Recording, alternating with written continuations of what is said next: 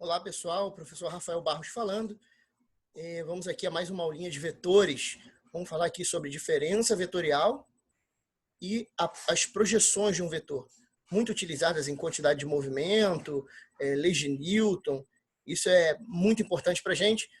Vamos ver com detalhes isso aí agora. Vou compartilhar aqui meu PowerPoint com vocês.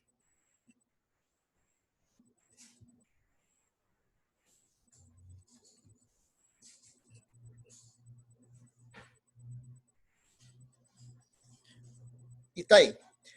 Bom, falando sobre diferença vetorial e as projeções de um vetor. Como é que a gente vai trabalhar isso? Vamos à diferença vetorial primeiro. Imagina aqui dois vetores, o vetor V1 e o vetor V2. Eu juntei as origens desses dois vetores. Coloquei o vetor V1 aqui na horizontal, o vetor V2 que está aqui inclinadinho também com a mesma origem, né? No mesmo ponto da onde está localizada a origem de V1. E eu quero fazer a diferença vetorial V2 menos V1. Eu vou mostrar dois métodos para vocês. Tá? Dois métodos simples. Então, fazendo V2 menos V1. Observa que o que eu vou fazer aqui, na verdade, é somar o vetor V2 com o vetor inverso de V1. Então, juntei as origens, botei aqui V2, mantive ele na posição onde ele estava, e agora eu vou fazer o vetor menos V1, o vetor inverso de V1. Daí a importância daquela primeira operação de vetores, né, com o produto de um vetor por um escalar. Eu peguei aqui o vetor V1 e multipliquei por menos 1 para conseguir o inverso dele. Então, eu mantive V2 na mesma posição, o V1 eu inverti, e agora eu vou fazer a regra do paralelogramo com esses dois vetores. Tracei uma reta paralela a V2, uma reta paralela a V1, e meu vetor diferença, esse vetor resultante aqui do meio, ó, é o que eu estou procurando. Então, dessa maneira aqui, você consegue fazer as projeções, a diferença de vetores. É o primeiro método. Qual é o segundo método? Você junta as origens dos vetores, só que você não precisa inverter um deles. Você mantém as origens.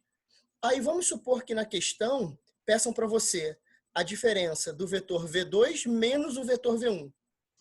Você simplesmente vai ligar a extremidade do vetor V1 até a extremidade do vetor V2.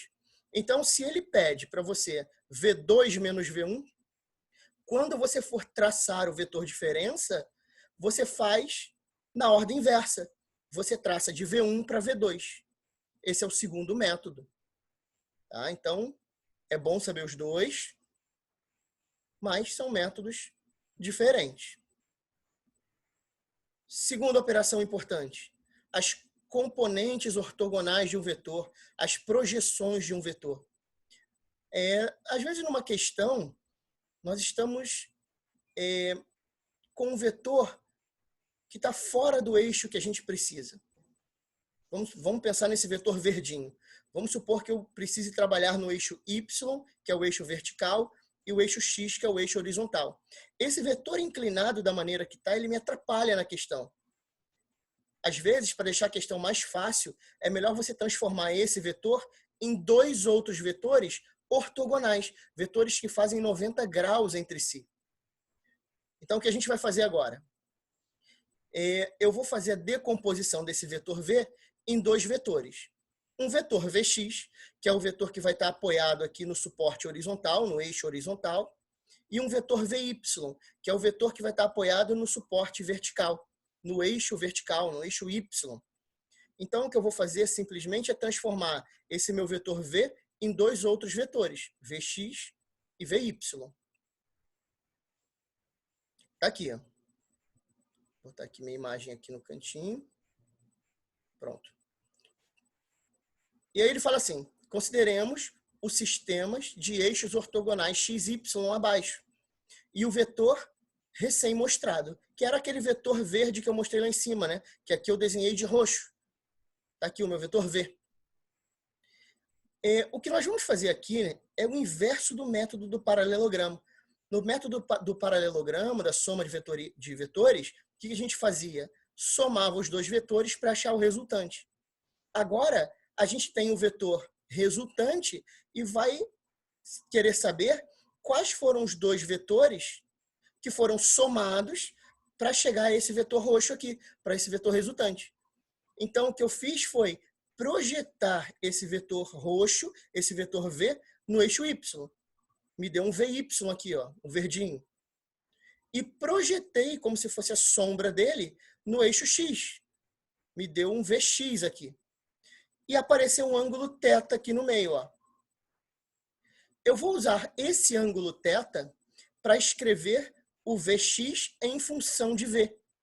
Então, repara aqui, ó, cosseno de θ. Se você olhar para esse triângulo azul, o cosseno de θ é o cateto adjacente, que é o Vx, sobre a minha hipotenusa, que é o V. Passando o V para o outro lado, eu tenho que o meu Vx ele pode ser escrito como V, que multiplica o cosseno desse ângulo, o cosseno de θ.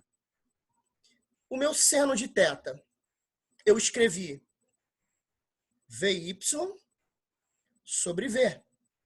Olhando para o triângulo azul, o meu seno de θ é o cateto oposto e a hipotenusa é o meu vetor V.